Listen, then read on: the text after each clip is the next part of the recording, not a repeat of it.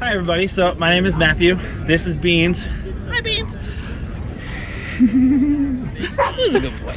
It's a 2008 170 extended Sprinter. It was a Dodge when it was born, but now the previous owner decided to buy some emblems for it, and so I just stuck. It's full-size bed, seating for 3 while you're hanging out. I've got hot water, a 50-quart fridge, diesel heat, all LED lights, 400 watts of solar, 220 amp hours with AGM batteries. I don't know what else I really have as far as specs, but let's go check it out. All right.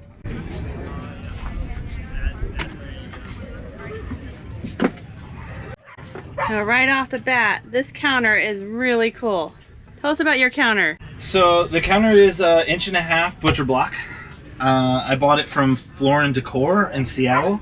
I did the counter, I did the fold out, the table, and the trim around the back all from one piece.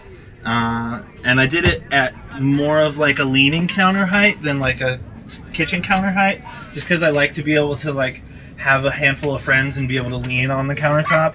It's actually a thing that's like a typical in gyms and in other places where like people are supposed to be social. They want counters at a certain height where you can lean on them, so it's kind of what I was going for. Also, I wanted it to be above the bed height. I didn't really want it all to be the same height, because it holds the bed in too. So that's true.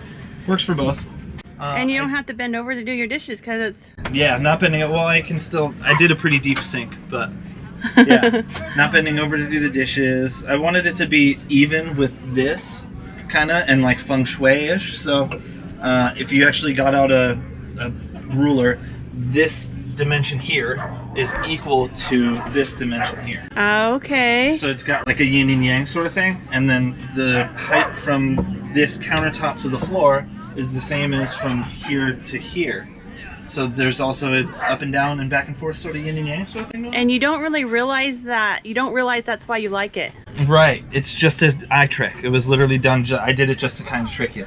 And then I tried to tie all the like the wall material in, so like there's the same wall material here as is on the doors and back here, except for this. This is like a actual dry erase board, magnetic dry erase board. That is cool. I like to take notes, and like especially if I'm gonna sit here and have a conversation with somebody, we can like draw all kinds of random things while we're talking about stuff. Yeah, diagrams or whatever. That's fun. So yeah, it's super cool. Now, did you do all this yourself? I did do all this myself. I did it with 2 tools, as a matter of fact. One Milwaukee skill saw, like the 5 3/8, little 12-volt skill saw, and the same Milwaukee 12-volt drill, like not even a drill, like a screwdriver. The only thing that I didn't do myself with those 2 tools was cut out this counter space and trim the counter this way. I had a guy with a table saw cut the counter. Do that, okay. Because I wanted this to be perfectly straight and square. Yeah. I wanted this to be perfectly square. And you have a little oven. So yeah, I did the Camp Chef little camping oven. I built a cavity basically around this on the inside, and then insulated that so that way there's like a kind of airflow vent that comes through the back of here, and the heat from that and the moisture that's made from this all dissipates through the hot water heater and comes up through there. Okay. Yeah. Do you like it? I love it. Yeah. I love it. I use it for finishing steaks. I do pork loin in it. I do pulled pork. I do macaroni finished like casseroles and stuff. I had to have the oven. I like cookies. I mean, yeah, all of it. I'm a fatty. You like to cook? Yes, I do like to cook a lot. So. Do you have a fridge? Yeah, so I have a 50-quart ARB. Your typical ARB top-loading fridge, loaded with all the goodies, kale and eggs and steak, and there's some fish in there. And yeah, nice. I'm a cook. Nice. And what size is your bed? It's a full-size bed, just a normal full-size foam mattress off of Amazon. Okay. I wasn't really trying to go crazy on the expenses, so I did do most of this stuff kind of as cheap as possible, really. This was like the cheapest butcher block counter that I could find. Yeah. These were the cheapest push button latches that I could find.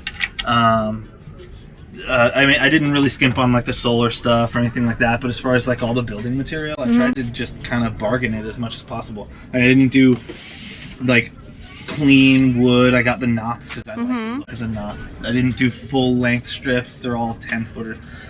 I tried to find bargain stuff. Still looked good and best as I could with it. I think you did a great job. And then the lights. I wanted something that was kind of exposed but not. Yeah. So having that reflect at night, it's really great. Honestly, I really only have to have one light on, but I have like 6 or 7. So you don't have any windows in the van then, huh? No windows, and intentionally. So before I bought the van, I was doing I did a really long road trip in a rooftop tent on a FJ Cruiser.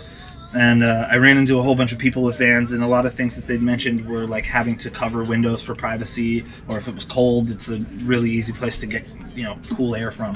So I was like, all right, that's fine. I really don't mind not having windows. It was easy to find a van without windows. It wasn't, you know, now can't buy that one, windows. Yeah. But, you know, had I had one with a window and it was the same, I didn't want a white van. That's why I'm happy to have a yellow one. You know? But had it had a window, I would have built around it. It would have been fine. But Yeah. I was really looking for something without windows. And you have 2 fans, so you can get a wind tunnel because you don't have any windows. Exactly. Gotta get the wind going. And even then, I mean, like, if you're parked in a nice spot, you can crack a door. They make a special latch for the back door that you can have it cracked and still lock. Oh. Yeah, you can search for that on YouTube. I can't remember the guy who made it, but That's very cool. They make a model of that little extra extended latch thing for the Sprinter, for the ProMaster, and the Transit. We're gonna have to look for that because I didn't know that. Yeah, it's a... Damn, I can't remember. The company's out of Las Vegas, I believe. Okay. Yeah. And so you have like storage for clothes back by your bed? Yeah, okay, so by the bed, actually, the storage back here is mostly for like extras, camping equipment, climbing equipment. Like, I have my computer bag back here, but that one's all surf stuff. That's all backpacking stuff. That back cabinet there is all climbing stuff. So I have rope and trad gear and shoes and everything. There's a lot in that little cabinet. You're very adventurous then, because Yeah. I see a surfboard. I surf. I have a snowboard under the bed. I have 2 skateboards, an electric power rad bike, a fat tire bike, a stand-up paddleboard. There's a bunch under there. We could go and take a look at that as well. But clothes you were asking about. So this is actually the closet. That's a lot of space. Yeah, and then shoes down here. All my laundry stuff is. But then this is like a regular hanging closet style space. And like I said, shoes down in the drawers. What I was planning on at first was doing like a shower and then just hanging a bunch of stuff to hang clothes on in the shower. Hey, it'll be nice. Did you see somebody? So I was gonna do a shower here and then have just like a removable shelf system that I could just pull out and use the shower space and put it back in and all that stuff. I decided on not doing the shower, because after kind of just contemplating it long enough, I decided I'm always close enough to a place where I can shower indoors, like a gym or a family member's house or something like that. And the plan was always to have the sink here and have the whole kitchen all in one spot, because I didn't want to clutter this with kitchen space. So then I was like, all right, well, I can just shower out the door with this. I'm always going to be in weather that's nice enough. If not, I'll be somewhere where there's an indoor shower. Yeah. So it didn't really make sense for me to do a shower. I did do a toilet though. So I have like one of those Dometic. Oh, cassette. Is that a cassette toilet? Yeah. Okay. Yeah, and then the front of the seat's open as well. So like, if I want to get it out, I just pull it out the front. Nice.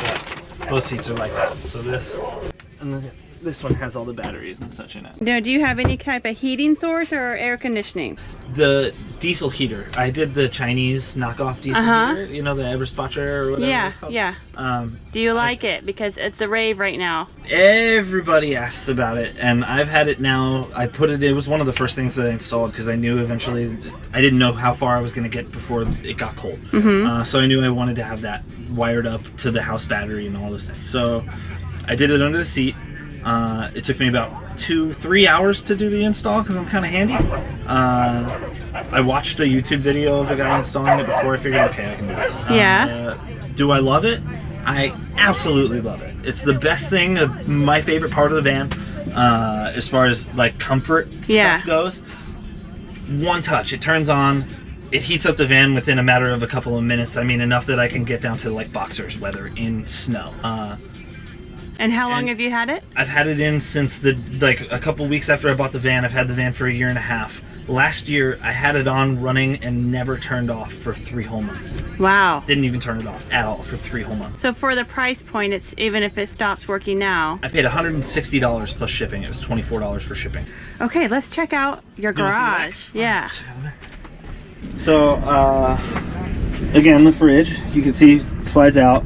This is a Rad power bike, the Rad Rover, and then behind that, up on top of the wheel well, that's actually where the propane is back there. And then there's 20 gallons of fresh water back there. The water pumps and everything are mounted on the wall above the wheel well. Back by the fridge, right? Yep. Okay. And then these are basically all like work clothes and winter clothes and some other stuff. I did a LED strip. Oh, nice. I didn't want to blow out your camera, so. You did a great job. I really like it. Thank you. All right, let's go see your swing. Doesn't get much better than that. When you're facing a sunset, it's pretty nice. As long as the dog doesn't jump in and out under you, you're good. That's awesome. You want to give it a try?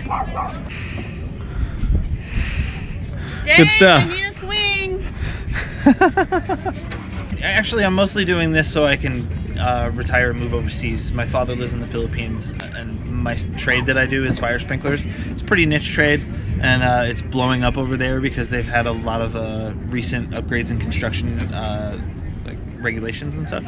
Opening a business over there is pretty lucrative at this moment for my industry, so I'm doing this kind of so I can just save money to start my business. Well, thank you so much. I love your van. Thank you. It was my pleasure. Good boy, Beans.